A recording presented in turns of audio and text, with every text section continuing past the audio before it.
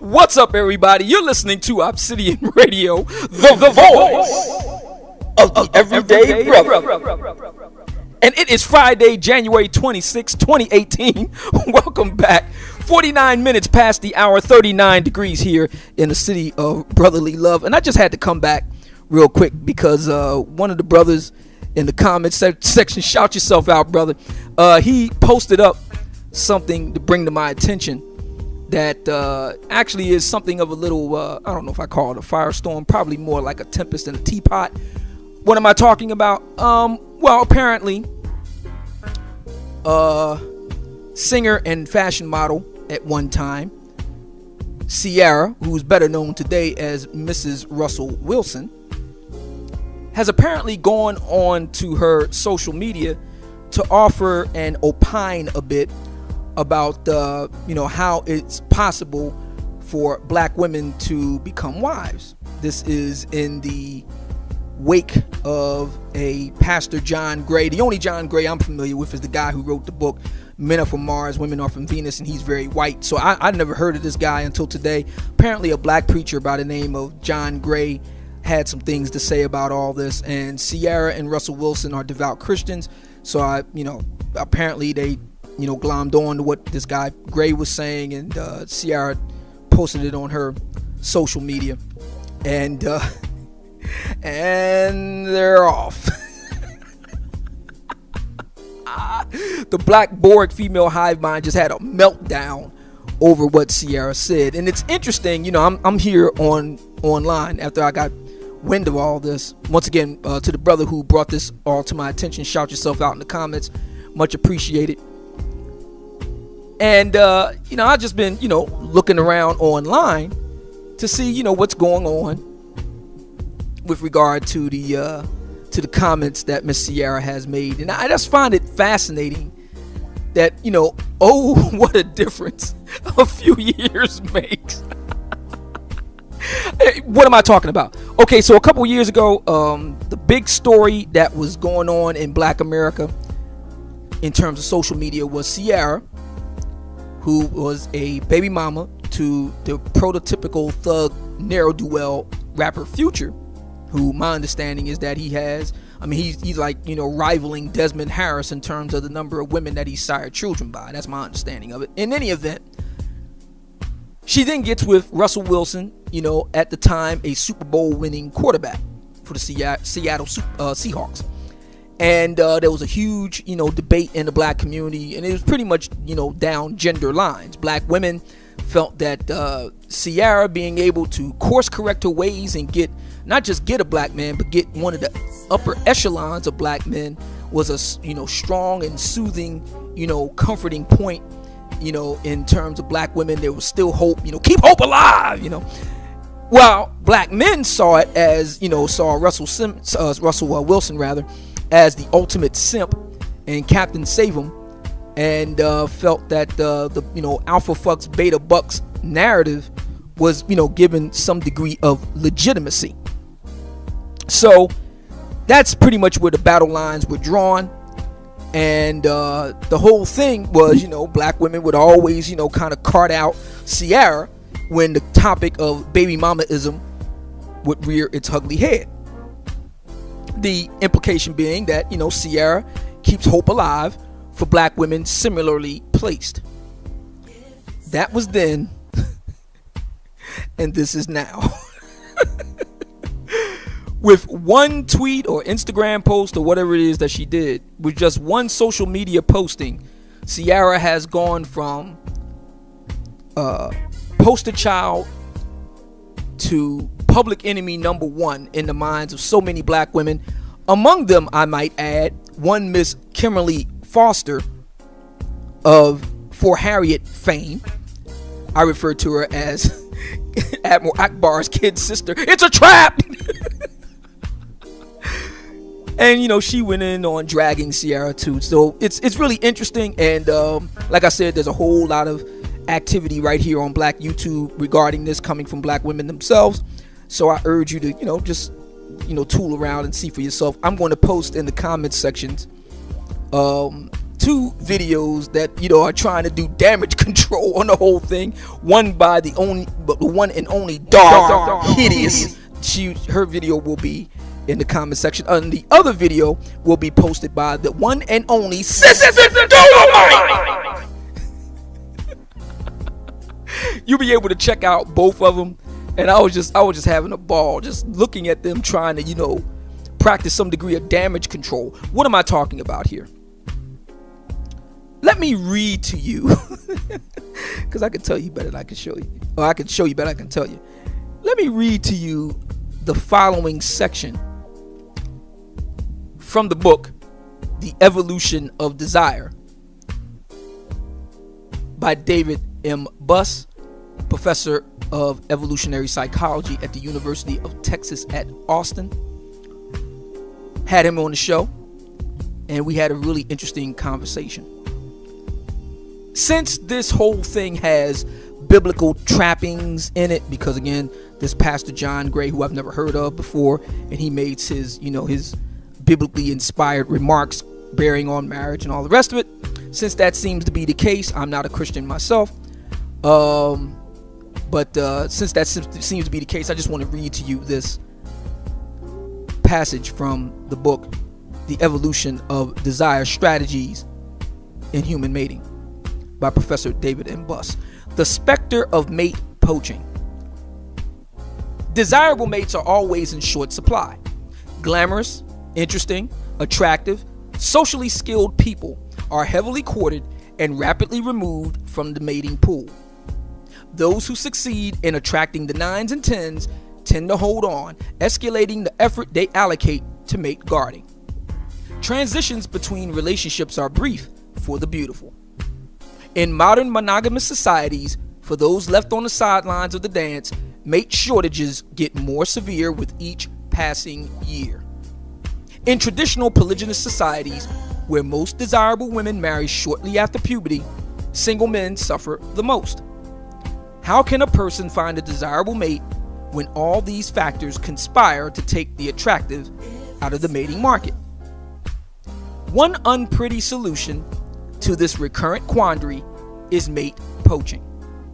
Although many regard efforts to lure someone out of an existing mateship as loathsome, it has a long recorded history.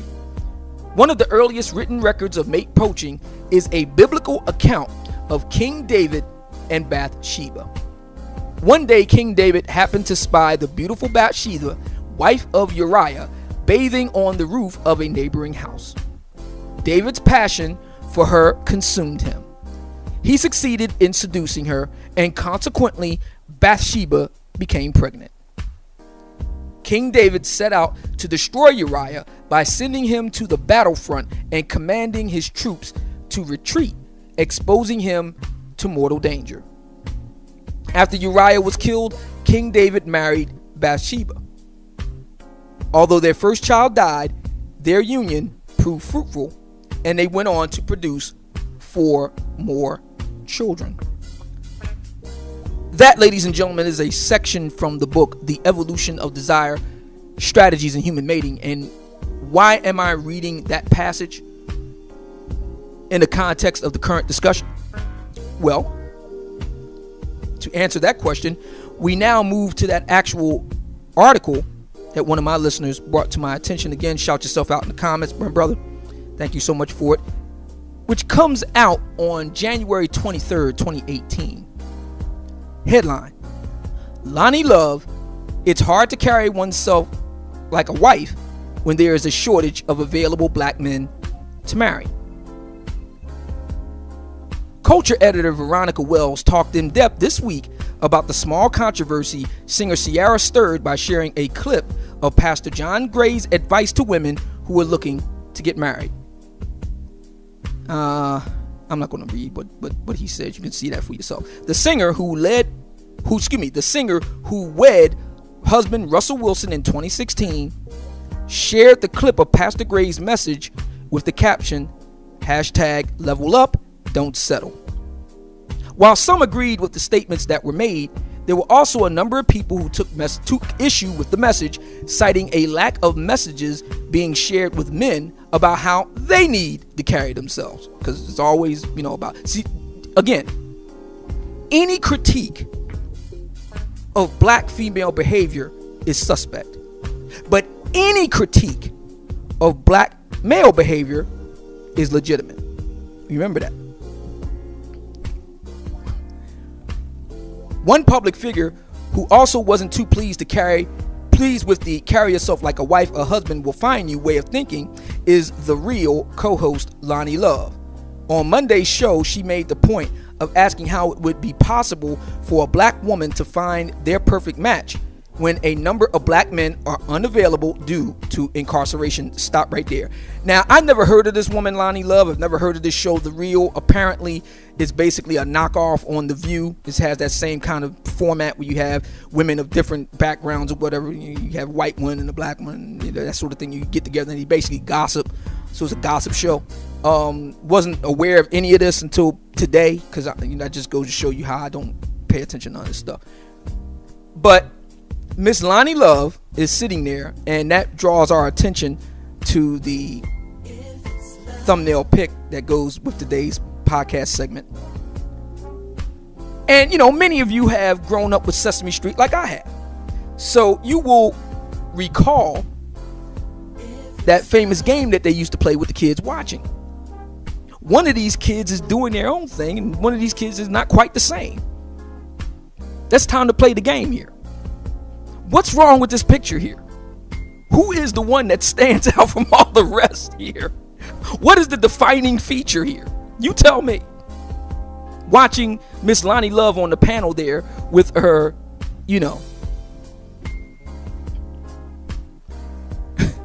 with the other women there, and she's going on and on about incarceration.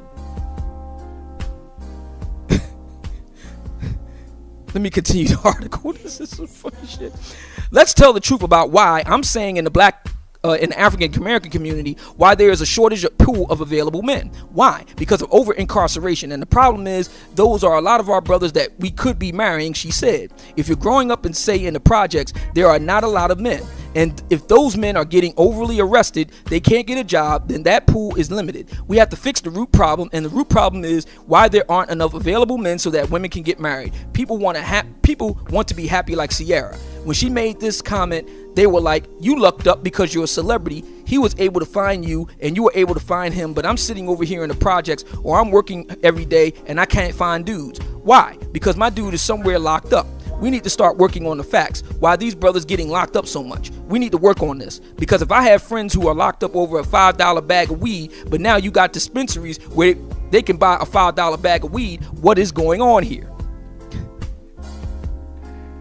So you can read the rest of the article for yourself. But again, I just want you to look at the thumbnail pic. This is Lonnie in action. Lonnie Love in action, and she's sitting there with her compatriots on this gossip chat show, The Real. And I want to ask you, what is it about her that's not true about the rest of them? Oh, fuck it. We'll just get right to it. She's too fucking fat! That is the problem, ladies and gentlemen. And notice that the only person that's talking about mass incarceration is her. If you will kindly go back to a lot of the major talking points that certain black women use, like Brittany Cooper, for example. She uses the same talking point about mass incarceration. Notice Ciara didn't talk about mass incarceration. She went right on along and got Russell Wilson kept right on getting up. There's a reason for it. Because she's not too fucking fat and she's actually beautiful. And beautiful women won't have a hard time getting mates. That includes beautiful women who happen to have, a baby out of wedlock. If they play their cards right. That's the trick. They can't be having 2, 3, 4, 5 babies. They can get away with one baby. Okay, they can get away with that. Ciara is living proof. She's not alone. There have been other black women who have done it.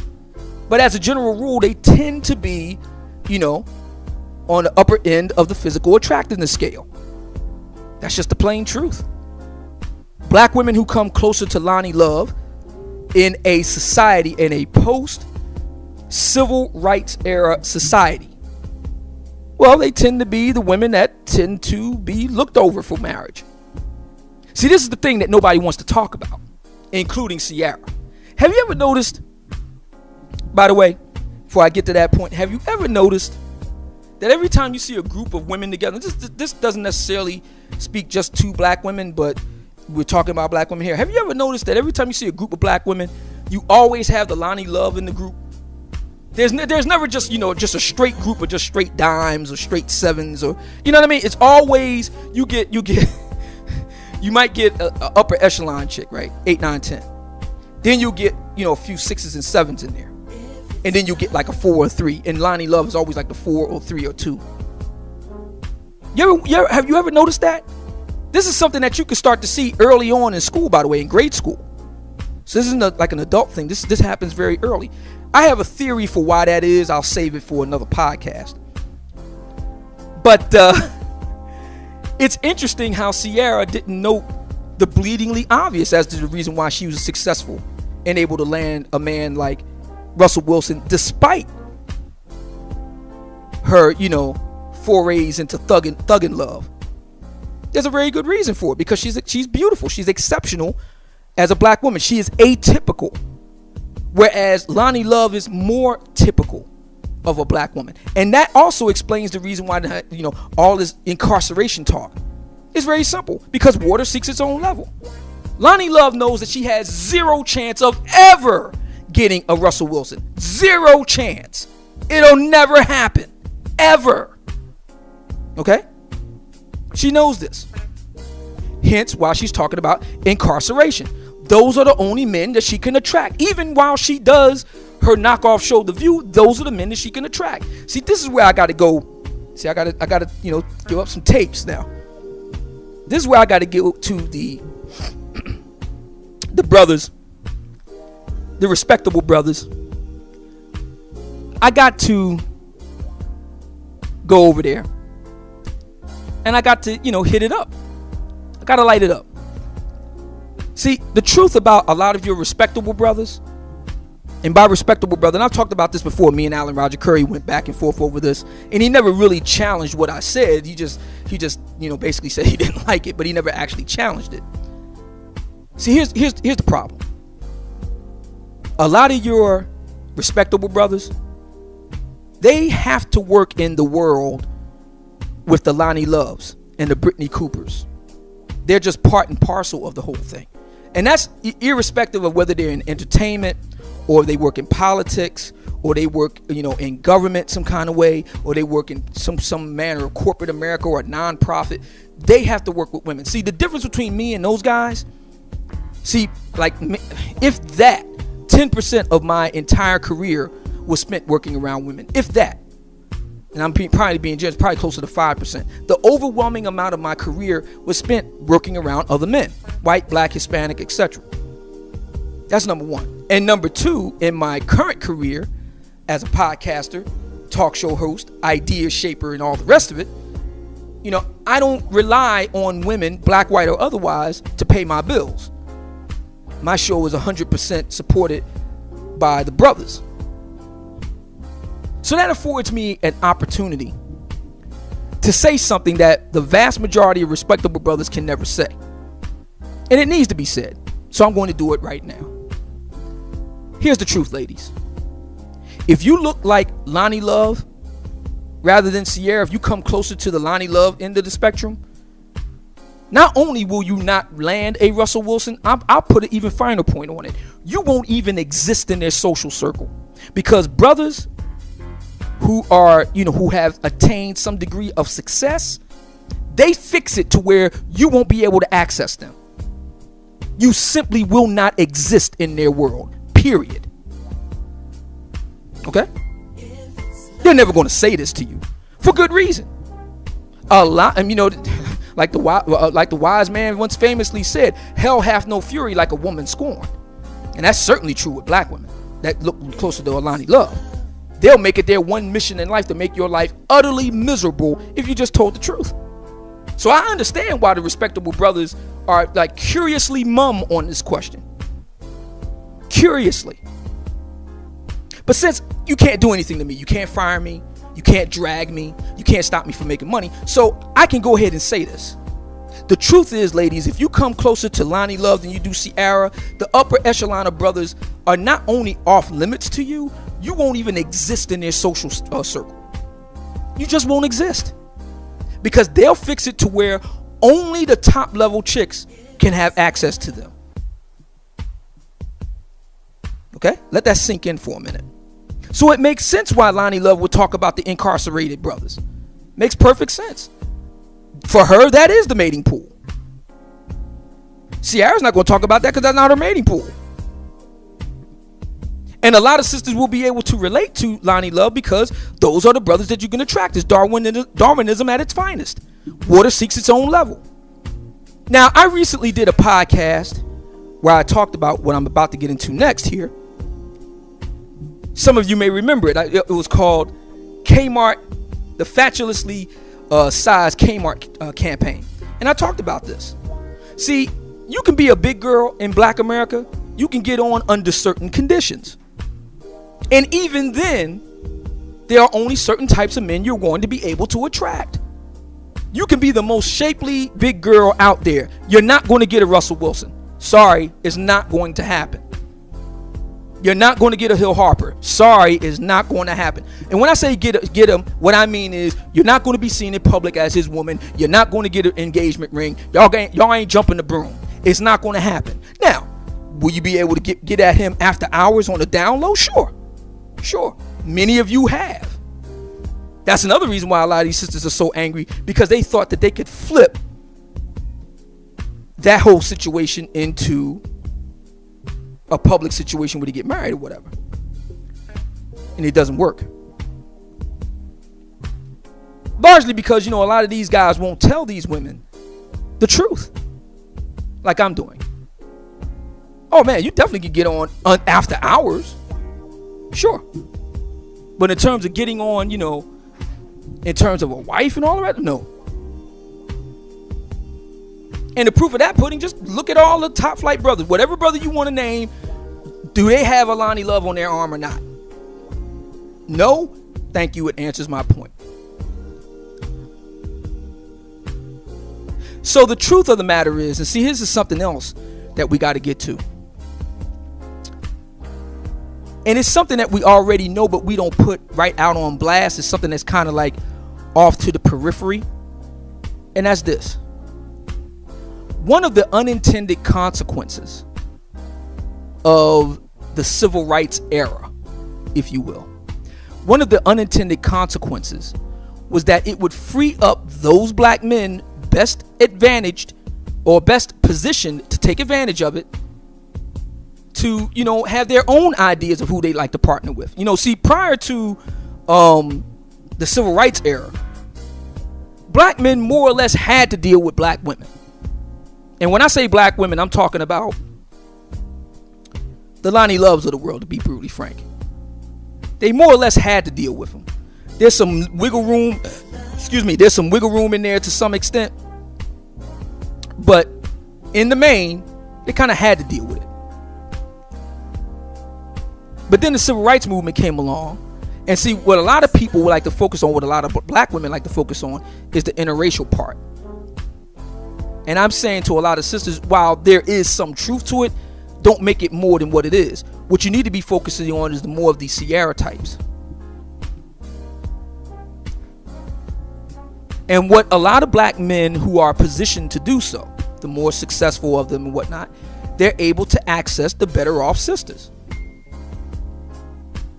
That's assuming they stay within black society at all. And what that means for a lot of sisters who are like the Lonnie Loves of the world is that they don't get anybody in terms of a wife. You just don't get anybody. See, that brings us to something else. There's this idea that somehow black women in general, black women in particular, deserve love. No, you don't. You deserve what you're able to negotiate. Deserve got nothing to do with it. You get what you negotiate for. And the simple truth of the matter is that a lot of black women simply don't have what it takes to negotiate to be a wife. I mean, seriously, what are you bringing to the table here? Sex? For the Russell Wilsons of the world, that ain't nothing. Hell, for that matter, for the brothers on lockdown, that ain't nothing. Now what else? Exactly, crickets. So that's the whole situation here. What we're looking at right now is, in Black America, is a lot of black women just aren't qualified.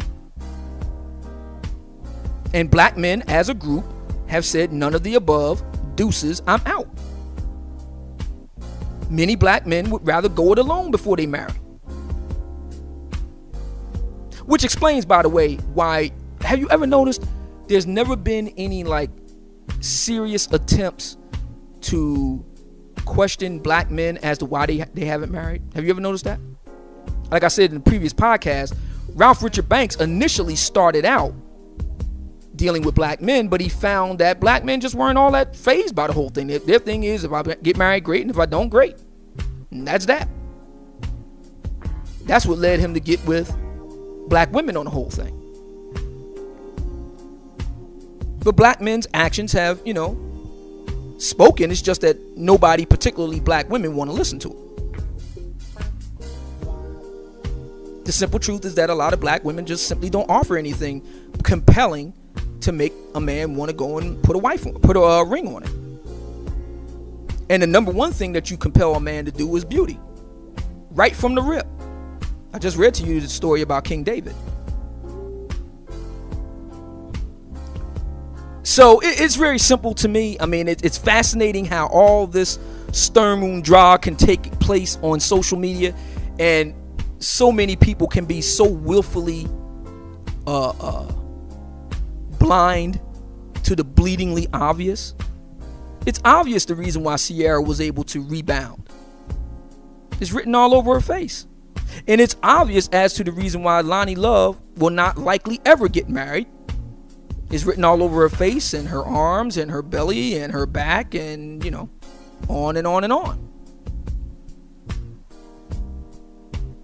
Do we really need to recount the ways in which these factors impinge on black women at large? Pardon the pun. Not being able to get husbands. Do we really need to do that? It's pretty obvious. And the corrective is pretty obvious, but of course, you can't do that for the reasons that Ciara is finding out right now. 2 years ago, she was the golden girl. Today, she's public enemy number one. Black femininity, so very fragile. I love it. You're listening to Obsidian Radio, which is 100% supported by listeners like you. And if you like what you heard on today's podcast, talk show heard only on YouTube, then what the heck are you waiting for? Put 5 on it to become one of the 300 Patreons I need to stay on the air, getting bigger and better. All the details are going to be over on my Patreon page, www.patreon.com/Mumia Obsidian Ali. Do it now. You'll be glad that you did. For those who wish to become soldados in the invisible army here at Obsidian Radio, but becoming a PayPal donor, all private and confidentiality assured, of course, then all you need to do is hit up yours truly first at theobsidianfiles@hotmail or at gmail.com. Put in the subject line donations, and I'll be sure to walk you through from there. $5, $5,000 you lose, or you give whatever you think the show is worth on a recurring monthly basis. I so greatly and deeply appreciate that. When you do, you go down on the mailing list to receive the exclusive and official Obsidian Radio newsletter that I send out to my listeners. As a matter of fact, I need to do one this week. Coming back from the being a bit under the weather with the bug and all the rest of it. So I'll do that this weekend, God willing, and the creek don't rise.